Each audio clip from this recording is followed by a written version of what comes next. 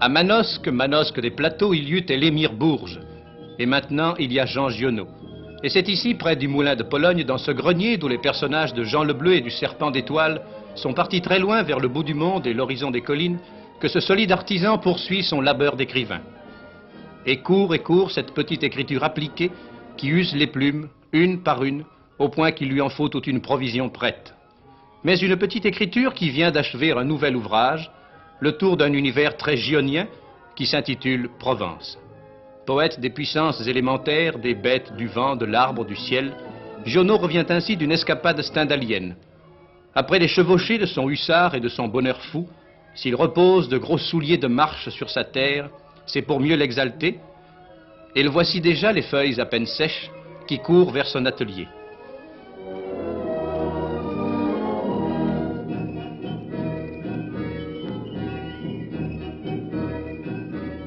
Et c'est tout près, vous savez, car il a trouvé pour l'aider la collaboration de son voisin et ami Antoine Rico, l'imprimeur. Un artisan qui aime son métier et qui l'exerce précisément là où jadis, voici 50 ans, travailla l'oncle même de Jean Giono. Ces feuillets tout frais de l'écrivain, c'est lui qui les traduit, c'est lui qui les compose dans l'élégante typographie d'un caractère de pur Garamond. Et quel travail de collaboration entre cet imprimeur et cet auteur qui s'astreint à écrire la pleine et juste ligne, sans coupure, sans trait d'union, parce que la page ainsi est infiniment plus belle.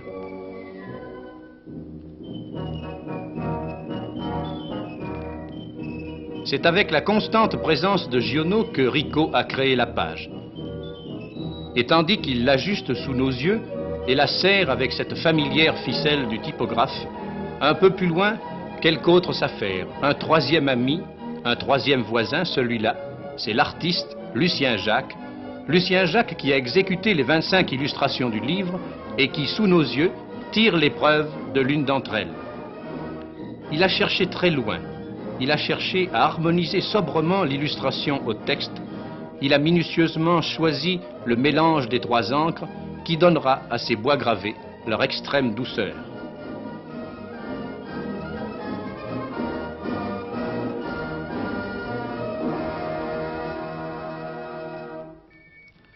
Pèlerine tombée, Jean Giono va de l'un à l'autre, approuve le dessin, assiste à la prise d'épreuve. Jean Giono, Antoine Rico, Lucien Jacques, un auteur, un imprimeur, un illustrateur, un trio manosquin au service d'une seule et même œuvre.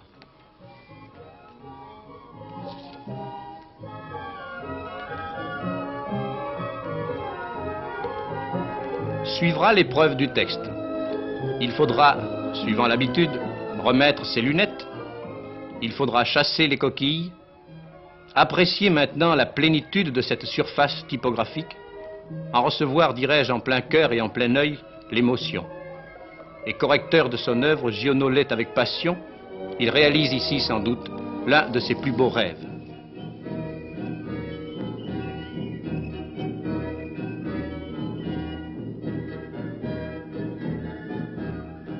Et maintenant que la machine marche, maintenant que le Garamond des pages et que le bois gravé des illustrations passe dans cette machine à imprimer, et maintenant aussi que feuille par feuille, cahier par cahier, les 1100 exemplaires de Provence viennent s'entasser.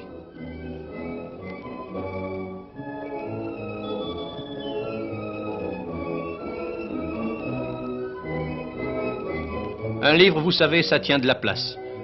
Avec l'impatience d'un père qui attend la venue de son enfant, mais une impatience tempérée du sourire philosophe d'un père de famille très nombreuse, Giono a attendu que son ami Rico collecte et rassemble la matière imprimée.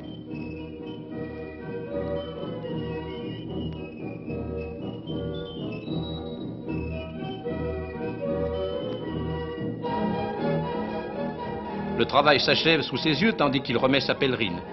Et maintenant, enclos dans la couverture lithographiée de Bernard Marche de l'école Estienne, le livre est comme un poids vivant qu'il va mettre contre son cœur. Il s'en va, mais c'est tout près, et c'est dans la solitude de son grenier, solitude factice que peuplent tous ces personnages réunis, que Jean Giono, assis, remet ses lunettes et se fait le lecteur de Jean Giono.